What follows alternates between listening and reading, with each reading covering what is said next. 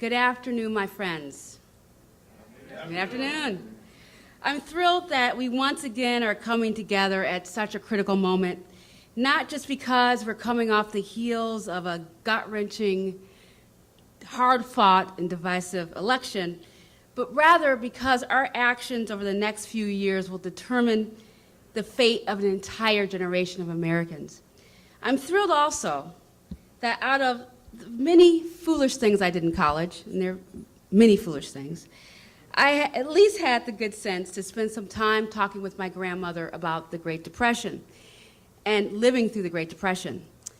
She was attending Columbia University at the time, which I didn't realize in itself was a great accomplishment until many years later, but she recounted stories and her experiences of being part of the Harlem Renaissance, of playing the piano for Conte Cullen and sitting in living rooms with Langston Hughes and spending time with other artists and intellectuals of that time. And I think about that era of American history. It not only created a black literary movement, but it also reflected a generation of young people that arose from a generation that lived through the Reconstruction after the Civil War. Some of their parents, slaves, most of them were part of the Great Migration, seeking relief from institutionalized racism of the South. Others were escaping racially stratified communities in the Caribbean, hoping for a better life. And this generation would come to leave an indelible mark on American literature and culture. But what was most striking to me about my grandmother's story, which has stayed with me for so many years, is that she said, I knew I was part of something special, but I had no idea we were changing the world. Well, when I see all of you gathered here, and I know so many of you and the work that you've done, I believe that this is a special and pivotal moment for us, and we have to see it through. This is our moment to decide on the contribution we are going to make for that next generation. We can't forget that, too, that we arose from a generation that lived through the gains and losses of struggle for dignity, basic and human rights, the ability to live wherever you want, to choose the school that you want, the ability to live out the dreams of a profession. Those were off limits to many of our parents and grandparents. They opened the door for us. Now we are bearing witness to the greatest stripping of wealth in communities of color in modern history. The very foundation that our parents built for us, that our grandparents died for, struggled for, to build, nearly completely wiped out in a generation. So we know that this is perhaps the issue of our time. This is our duty. This is our calling. So we gather again here in Miami because we know we cannot wait. We have many new people joining us for the first time, and we're thrilled about the energy and ideas that you are already bringing to this dialogue. And we've come together for the first time nearly 8 years ago in Tuskegee to form this network. And after a few years, decided to take on what I think is the most deeply entrenched, longstanding issues in our country, and that's racial wealth inequities.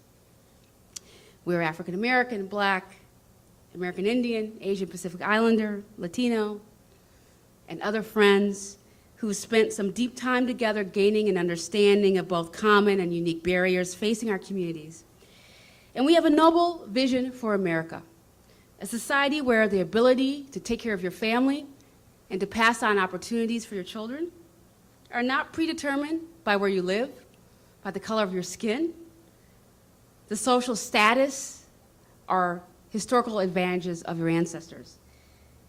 The vision requires that we first recognize that building and safeguarding this wealth for all Americans requires a very different set of policies and economic arrangements. We are determined to make that happen. I'm inspired by what we've accomplished together so far. We've put the issue of racial wealth inequities in the public discourse.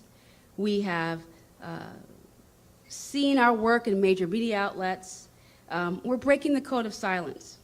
We've advanced many proposals on Capitol Hill to help all Americans build wealth.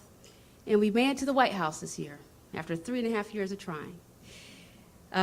Getting a meeting with the Chief of Staff and other senior level staff, and now, hopefully, very hopefully, the administration is moving on one of our proposals. So this is a special, pivotal moment, and it's a reminder that no matter how dreadful or threatening the political environment we're living in, we can make progress if we never waver in our deep commitment to racial justice and equity. It's been an uphill battle, for sure, and it's going to be. That's not going to change. It's been a tremendous struggle to get the issue of race on the administration's agenda. We have witnessed now the resurfacing of racially coded language and Southern strategies affecting how politicians are making decisions and creating barriers for the next generation. So we're here together with what might seem like yet another unfinished agenda. But I say that it's because we are still working. Some of you have been with us in this initiative from its inception, from the first meetings in Tuskegee, New York, Santa Barbara, and DC, and you have been producing groundbreaking research, advancing new models, moving major campaigns and agendas through coalitions, and you are still here engaging, pushing, and challenging. You understand our theme, the title, Why We Can't Wait. Martin Luther King Jr. reminds us that we are confronted with the fierce urgency of now. He states, in this unfolding conundrum of life and history, there is such a thing as being too late, and we can't be too late. This may convey not only a sense of urgency, but an urgency that requires shifts to push further, to dig deeper, and to be collectively much more focused. What inspires me about this group is that we embrace that urgency. But we also know we can't get from here to there with the same old models, strategies that maintain the status quo.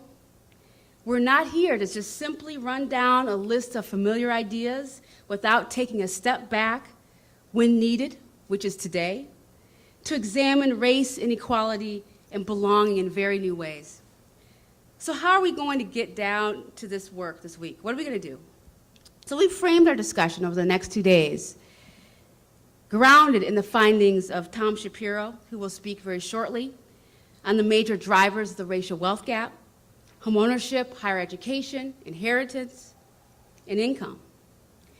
Over the course of the next couple of days, we will hear from a number of thought leaders, both on this stage and on this floor, with expertise in these areas and many more. But first, we're going to examine our own framework and challenge ourselves to ask, what does it mean to be at a critical juncture during a movement and decide what works and what needs a new direction? What is required of us? What questions must we raise right now? How do we challenge our thinking and push beyond what is right in front of us and what is most familiar to us? That is our challenge. Our heroes of the Harlem Renaissance, like my grandmother, who was my hero, those folks push beyond the circumstances of their own oppression to create something absolutely transformative. They created and thought themselves into history. Or, as my grandmother realized later, they changed the world. So let's reclaim the meaning of the audacity of hope. Let's reclaim that. Let's reclaim the audacity of faith and follow in their footsteps. Thank you.